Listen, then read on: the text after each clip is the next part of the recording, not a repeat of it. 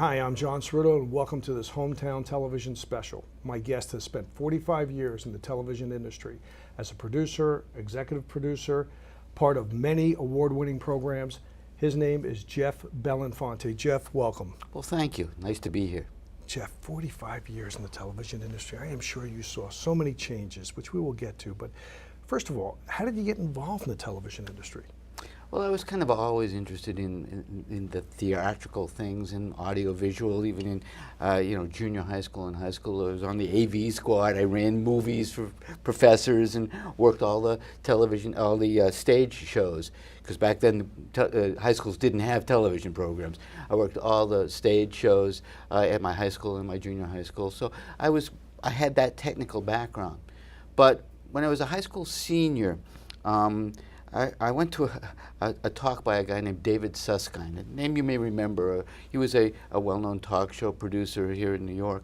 And he said, if you're interested in working in the television business, get a good background. Learn how to think, learn how to write, and then go into television. And that's what I ended up doing. I ended up going to Brandeis University in Waltham, Massachusetts, and majored in government and politics with the idea that I would someday get into documentary filmmaking.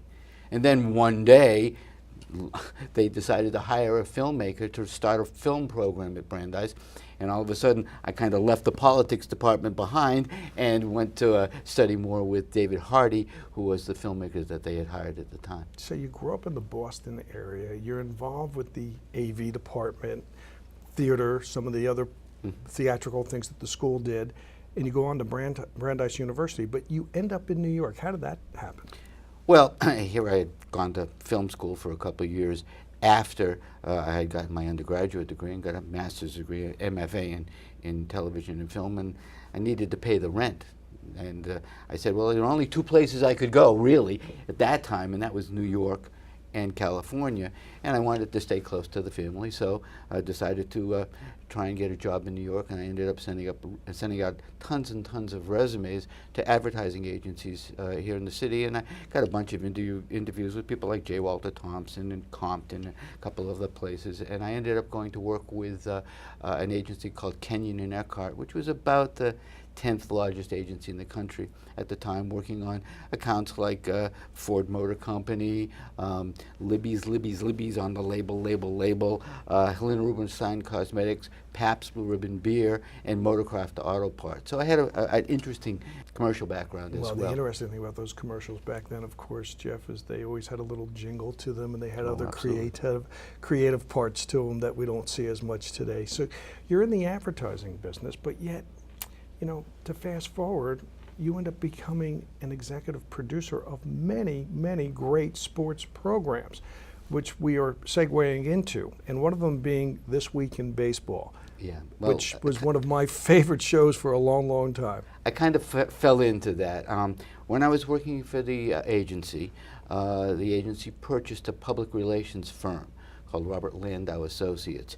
And Landau's biggest client at the time was Major League Baseball.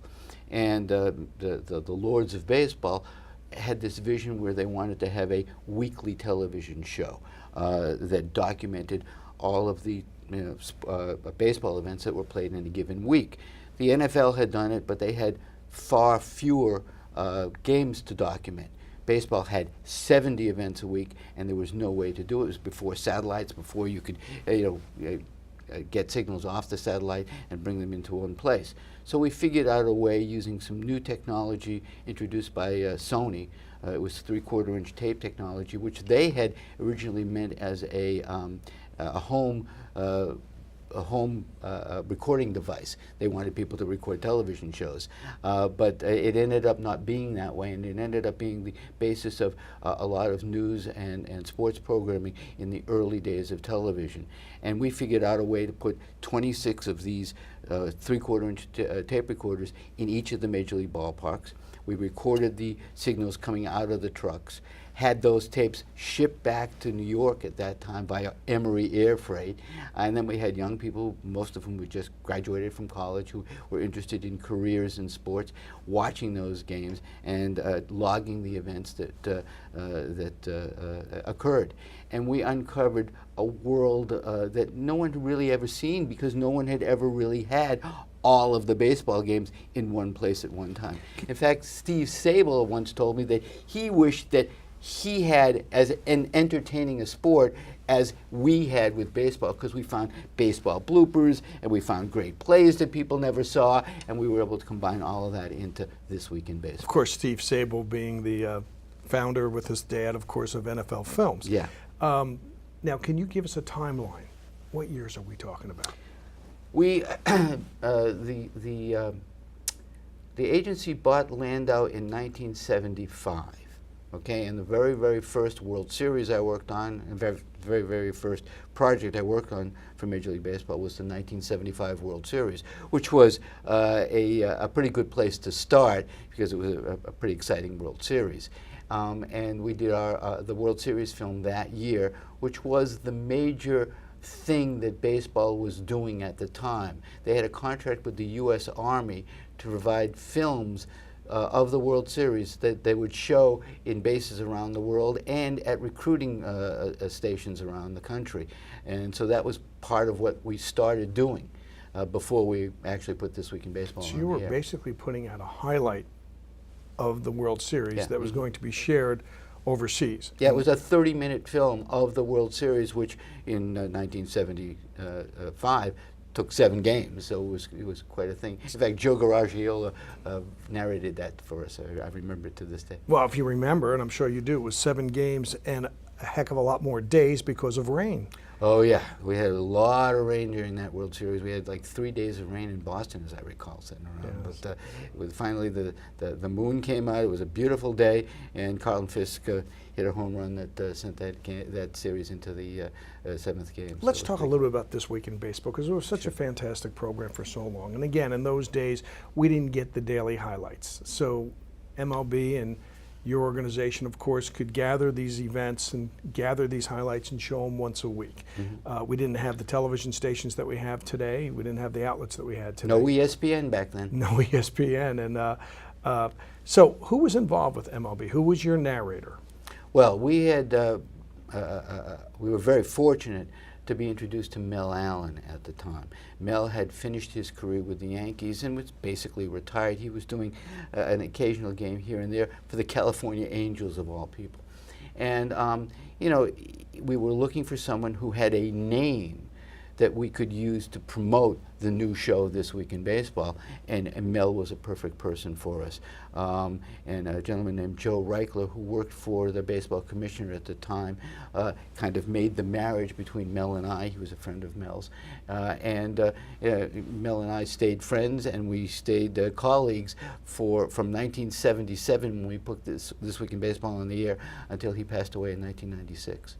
But Jeff, you did more than just show highlights. You made it an interesting program, an award-winning program. And what do you think the components were that made that so special?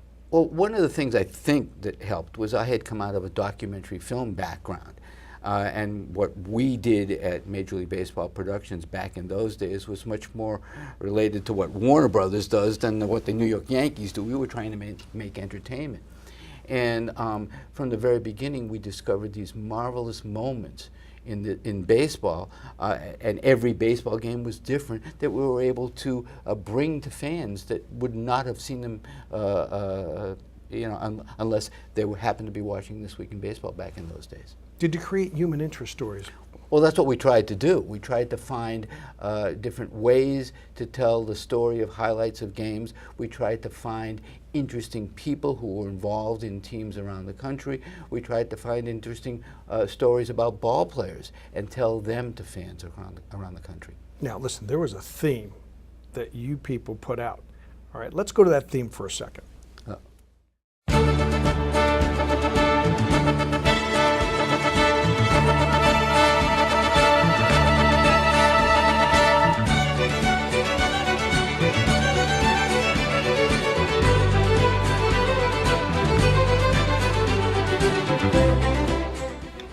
recognizable piece for many, many people. Well, we had two pieces of music that people seem to remember and associate with This Week in Baseball: an opening theme and then a closing theme. The closing theme is the one that got the most attention. It was called Gathering Crowds, and I would get calls from people all the time who wanted to use Gathering Crowds, which is kind of sounded like a classical music piece. And I had been a music minor, and I had a interest in classical music. But people wanted to use that as themes for their weddings or their bar mitzvahs or whatever. And I all the time would get requests from people to get copies of that song to use in their special events. Now, which was kind of nice. Very nice, because you know, listening to it prior to our show, of course, it brought back great memories, and it's just so recognizable to that era. Geoff, you went on also. Again, you did highlight films for World Series for a number of years. You did a lot more than just the sports programming. You did some game programming also. You want to share some of those stories? Well, in the course of the career, which spans from 1975 when we started to work with This Week in for baseball, all the way through till 1998 when baseball ended up starting and taking the business back in-house. We had done a whole lot of different things, mostly sports related, but for other sports. And in and around sports, we did a children's show on baseball called The Baseball Bunch. We did shows for cable television. At the time, it was HBO and the regional sports services. We did a show called Pin and Chase for them. And then we also ended up doing a kids show for Madison Square Garden Network called Play It Up. We ended up working for the National Hockey League. So there was a period of time there when we were working for baseball and for hockey, which ironically they're doing now again. Major League Baseball, the Baseball Network is now the official production company for the National Hockey League, so it's come full cycle again. But so we ended up doing all of that as well as developing a show where we delivered a service where we delivered sports highlights to 400 television stations around the country a little later in our career. And we had formed a private company at that point called Phoenix Communications, which I was lucky enough to be the executive producer of. Now, going back to that first show that you mentioned, the Kids Bunch, the Baseball Bunch. The Yes. Baseball Bunch, you're the host of that? Well, that was Johnny Bench. And we had known Johnny as a player, and a gentleman had come to us with this idea of doing a children's show on baseball, something that would teach kids about baseball and about life. And we took that idea and created the show called The Baseball Bunch back in 1980. And it ran for 5 years on NBC. And unlike most of the kids shows that were produced on sports, we tried to, each show had a guest, another major leaguer. So they would come on and become Johnny's guest, and they would teach this group of kids that we cast out in Tucson, Arizona every February. They would teach these kids things about baseball, but we also would do storylines based upon the interests of those people. For example, Andre Dawson came on for one episode, and his nickname was the Hawk. And we had the San Diego chicken as the foil, right? And hawks don't like chickens, and they eat chickens, and so it was a big thing between. So we built stories around the instruction, so it made it a piece of entertainment. I think that was very important for us, and most of the kid shows that have come after the Baseball Bunch have forgotten that they need to entertain kids. In order to keep them interested. Well, and that's what we did. That is a good point. We won an Emmy for that show. Did you win an Emmy for that? And then moving forward, of course, you were involved in a number of documentaries. Oh yeah, we did. The one that I'm most proud of, although we did many documentaries on the history of baseball and other things, was a documentary we did on Jackie Robinson with Rachel and the Robinson Foundation back in the mid-'90s, which was very exciting to work on. We premiered it at the Apollo Theater in Harlem, which was a very exciting event. So yeah, we did our share of documentaries along the way. All right, so let's name drop a little bit, okay? Because I think the public likes to know the connection and the interest. You've worked with so many high-profile people. You know, in fact, you shared a story a little while ago that you went to high school with Susan Waldman, one of the voices of the New York Yankees, Absolutely. who does an outstanding job there. Tell us about Susan and your relationship. Well, Susan and I went to high school in Massachusetts, in Newton, Massachusetts, and Susan had a wonderful singing voice, even back then. She does to this day. So I was working on the stage crew, and she had the lead in the high school musical her senior year, my junior year. So there you go. That's our connection, and we stayed friends all these years. And you know, Susan came to New York to become a Broadway performer, and I was running Major League Baseball production. She would call me all the time saying, don't you have a job for me? Don't you have a job for me? I said, Susan, go sing. That's what you came here to do. You have a wonderful voice. And then she ends up, of course, on the air at WFAN as the first voice on WFAN, and the rest for Susan is cutting edge to absolutely. have a female in the booth, and she knows her baseball and has done a great job She all does these indeed. years. And you've had a chance to work with so many high-profile people. You know, we talked a little bit about Tim Mccarver. Yes, absolutely. Tim actually hosted a show on HBO way back when called Race for the Pennant for us. He wasn't the first host of the show, but he did come on it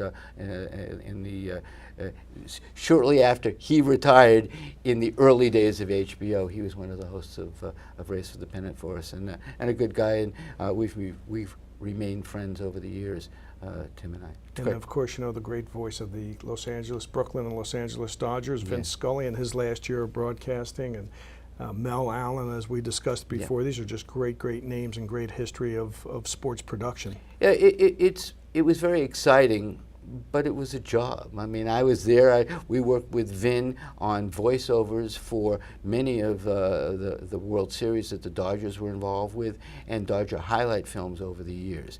And he would come into New York, and we would sit in our studio and do the voiceover for those shows, and that's how we got to know him and work with him. You know, Jeff, you and I also discussed at one point with a lot of these people, a lot of people in your industry, that maybe they venture out to become something, maybe a writer, and they end up becoming a producer, and you know, the twists and turns of life, like you just shared with Susan Waldman, looking for a job and fell into it. You know, what advice do you have for the young kids who want to get into this industry? Well, that's a broad question. It sure is. And it's a tough one to answer. I think that one of the things that you have to do if you're interested in working on this in this industry, and it is a crazy industry, is be dedicated. You have to have the passion for what you're doing, and you have to be willing to put in long, hard hours in order to get where you need to go.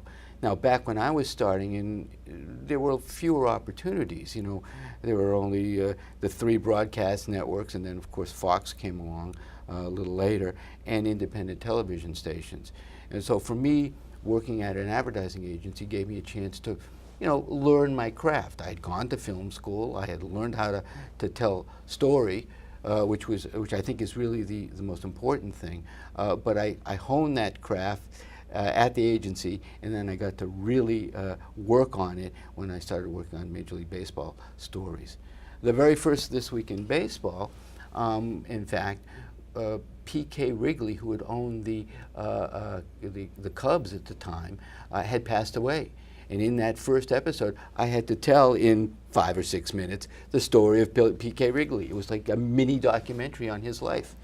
And so my background helped to do that. Okay, when you put together a documentary, you put together a program, a show, you're the executive producer. Do you do all the writing? Do you pick out the music? Do you do the narrative? No, I kind of see myself as a general contractor, all right, where you hire people and you hire the best director, you hire the best writer, you hire the cameraman, and that's kind of what we did. The one thing that we did when we were running Major League Baseball productions is that we made our producers our editors, or our editors our producers, depending on how you look at it. In the world today, they actually have come up with a name for it. They call them predators, producer editors. But back then, it was the economic and smart thing to do for us. So our producers were our editors. We would send them in the field, they would do the stories, they would come back, they would edit the stories, and they would follow the progression of that story all the way until it was narrated by Mel or whoever, and to the final product. And so it gave people back then a broad set of experiences. broader than they could get working in some networks where there was a strict union environment. We were non-union, although we were members of the Writers Guild, but we could allow people to edit, write, and produce, and because of that, I think many of our people had gone on to really great careers as some of the best sports documentary producers in the country to this day. Many of our former employees have contributed to the 30 on 30 series on ESPN. Tremendous series. And other high-profile documentaries on HBO and Showtime. Well, Geoff, when you have to prepare weekly for a weekly show, as you know, with football, for example, if they're playing once a week, there's kind of a schedule to it. There's a lot of preparation, a lot of preparing, and aligning of scheduling to get that event to happen and to be competitive in that event. Is it any different for you as an executive producer preparing weekly to put out something with your group?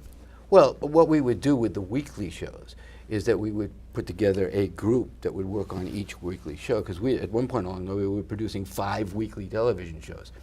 And they would meet, at the beginning of the week, identify the stories that they wanted to tell, run a lot of this by me, but again, having confidence in your staff is very important when you're the boss. And they would do the weekly shows, and then it would become my responsibility to work on the higher profile home videos or documentaries, as you say. And so that's what I ended up doing, and I was lucky enough to be blessed with a wonderful staff of people. At one point along the way, we had over 60 people involved in television production, which is a pretty good-sized television production company these days. Sometimes the words get blended, and of course, to the layman out there, we get confused. There's a producer, there's a director, there's an executive producer. Can you define the roles? Yeah, I think I can, but they do change from place to place and from production to production. In general, the producer is the one who puts together the creative group that will create the product. And he may hire people like cameramen and soundmen and directors and other things who will work on that project, who may be freelancers who will go off and work on another project at another time. The executive producer is like the director of the orchestra, all right? And he's the one who is perhaps has some input on who the producer is hiring, what the subject matter is, and how the shows come together. But he may have many shows going at once, whereas a producer will be usually single focused on one project at a time. Now talk about the control room. What happens during a live event, a live sports event? Who controls the decision to go to this camera or that camera? That would be the director, working with a producer, but mostly the director who would call the shots in a live situation.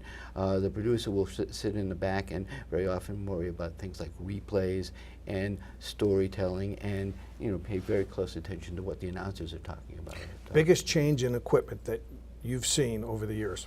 Well, since my background is post-production, the biggest change I've seen is the ability to move from what was once a very, very expensive process to go into a studio and actually edit television, to the idea that now you can go on your laptop and edit television, which means that thousands of creative people all over the country, all over the world, can now produce television shows with a certain degree of expertise that was available only to those professionals way back when. So they were only studio-based back then? Exactly. I mean, even when we started with This Week in Baseball, we were using 2-inch videotapes. So we had to take these little 3/4-inch tapes, and we would re-record them, or as we called it, step them up to 2-inch videotape. And then we would go into a studio that controlled 2-inch machines, and we would have to make every cut in the show in the early days. Then the next development, the 3/4-inch tapes became editable. So we were able to edit the 3/4-inch tapes. Well, that way you could take the 3/4-inch tape, which had a finished sequence on it, and then step that up to another format. In this case, it was 1-inch videotape, because 2-inch became 1-inch. We're getting smaller here. Then we were able to edit blocks together. So it made the online edit much easier.